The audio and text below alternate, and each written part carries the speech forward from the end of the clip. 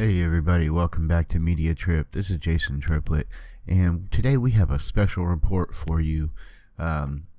This news might have been out for a few days now, but this is new to me. I have not seen this yet, and I haven't seen it addressed before this morning. So as you're seeing here on the screen, Wall Street Journal has reported that YouTube has put a change in place for their YouTube partner videos and the channels associated as it pertains to AdSense. So now previously a YouTube partner site could post a video, monetize it, and start making money on it pretty much right away. According to this article here, and I'm skipping down towards the end here because I want to address this first. It says that it comes not too long after YouTube was raked over the coals for allegedly allowing prominent advertisements to appear in offensive propaganda bids. So what this means is it's probably Trump related, which is absolutely ridiculous because this is actually going to affect the gaming community more than it affects anybody. Although, you know, during the election, 1.5 million different political channels did pop up, and now of course they're pretty much useless because politics is what politics is, a bunch of BS. And so you can really only hear the same BS so many times before you just turn it off. And what this also affects are rebloggers, reposters, things like that, because it also says in here that, and I'm bouncing back up towards the top here, please forgive me, that the change was put in place in order to block channels from making money from stolen content. So this could mean, you know, a reblogger, for example, taking clips from other people's YouTube pages and putting them together in a montage, or reposting it as their own. Really, though, it's kind of puzzling why they would choose this. You know, really, you have to hit 10,000 lifetime views or more on your channel now before you can start making money with the ads. Now, this isn't really too terribly difficult. You know, we have just reached the 10,000 lifetime view mark on this channel. However, the entire time, even when I was down, you know, 5, 6, 7, and even recently, you know, 8,500 views, I was still getting AdSense hits. So what this means is that this is a new thing that really has just started within the last few days, and that's why I'm going to go ahead and talk about this a little bit. So the official statement from YouTube is as follows: starting today, we will no longer serve ads on YouTube partner videos until the channel reaches 10,000 lifetime views. This new threshold gives us enough information to determine the validity of a channel. It also allows us to confirm if a channel is following our community guidelines and advertiser policies. By keeping the threshold to 10,000 views, we also ensure that there will be minimal impact on our aspiring creators. Now, this is true. 10,000 views is not terribly hard to hit. So this is not some kind of, you know, dictatorial limit to where they're going to really shrink down the amount of people making money on YouTube. Instead, it sounds like they want a healthy amount of information about the page to make sure that it's not a clone page or one of those pages that keeps posting movies, for example, you know, Hollywood movies, even old Hollywood movies that are not public domain, and not part of the subscription service, which of course would mean that channel pays royalties to the content creator. It doesn't seem like it's really going to hurt channels like my own and like all of the other gaming and movie related channels out there that you guys like and might subscribe to. Most of them are well over 10,000 lifetime views. But this might really sting to new creators, up and coming content creators looking to jump in and see some results right away.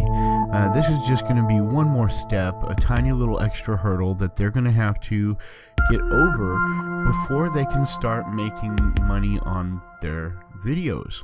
But you know, they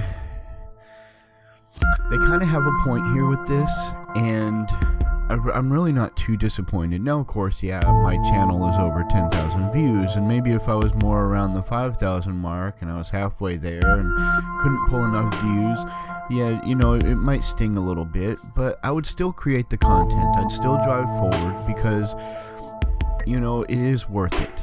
You know, even if you don't make a lot of money, most of us YouTubers don't make very much money at all. You know, pocket change. And, you know, we're all striving to get up to those big marks. But you can't do that without constant content updates. Now, it also says here that they're adding a review process to the YouTube Partner Program, where it will evaluate aspiring creators once they hit 10,000 views, just to make sure that that channel meets all the requirements. So you're going to have people that maybe post one video and then they will add their YouTube page to one of those, you know, like or hit generating services on the web, and they'll just pump everything into that one video, and that's all they ever do, and then they expect that one video to, you know, generate their passive income. That would be an instance where if I was YouTube, I would revoke their partnership. Another instance would be, you know, one of those bootleg channels that illegally posts movies. Now, there are some cases where movies are posted that have never been released, such as Roger Corman's Fantastic Four that I mentioned in a previous video, and some of those should be left alone, I believe. You know, to be honest though, I don't have the balls to repost that, even though Roger Corman himself is okay with that. That movie still has studio ties that go beyond Roger Corman. So this is going to be a slippery slope for all YouTube content creators. Persons like myself who try to bring you unique, original content. You know, you get some news updates and maybe some commentary on certain things going on in the entertainment world and some live plays.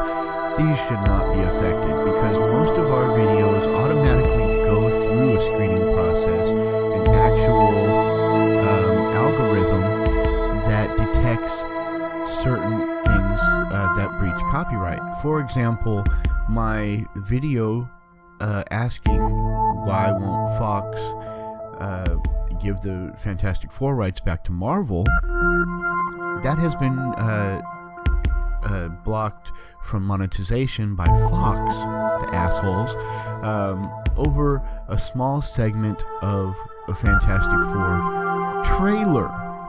Okay, the trailer, which is not the film itself. So it caught it right away. I left the video up because I don't care. I wanted what I had to say to be heard, and it didn't matter to me who made the money off of that. So we're already going through a process with these algorithms, and they'll detect even a small segment of music, or just a small segment of dialogue. If it matches it up to a movie or to a song, you're gonna lose monetization on that video. So on top of that, they're also going to be looking at channels once they hit 10,000 views to see if this channel really does meet their requirements. You know, YouTube is trying to clean up the community, take out some of the trash, and I can't say that I am too disappointed because YouTube is one of my favorite places to go. You don't get a lot of the constant stream of BS that you do on Facebook, because YouTube tailors your experience to what you like and what you have been checking out previously. You don't end up seeing a lot of garbage that you don't want to see. So for me, I don't have any political stuff on my personal YouTube. It's like photography related, gaming related, movie related, things that I enjoy hearing about, to where I don't have to hear about politics and things like that. So really, this is, not that huge of a deal to those of us that work hard creating our content, but this is really going to hurt for those fly-by-night crappy channels that just, they don't care about their quality, or they're ripping other people off. And this hopefully will, over the course of a year, maybe two, because I can't imagine this is going to clean anything up relatively quickly, but over the course of a year or two, you should start to see less and less of these bogus channels moving forward, and hopefully this will help everybody. So I just wanted to, bring this to everybody's attention today, in case you were like me and you're late to the party and you hadn't heard anything about this. Now you know. If you are an aspiring YouTube content creator, you better work on two things. Get in those 10,000 lifetime views, and while you're doing so, make quality content and be aware of their copyright terms of conditions, because if not, even hitting 10,000 views, you could be blocked from monetization permanently, or even lose your channel. I mean, I'm not exactly sure what the repercussions are going to be, but they make it seem here in this article that there are some repercussions. So that's it, folks. Let me know what you think down in the contents. Do you agree? Do you not agree? What do you think that this is going to bring forward for the industry? Are you a content creator? Does this affect you directly? Let us know. Smash that subscribe button, like this video, share it with others, and come on back, because we've always got some great stuff on the way right here at Media Trip.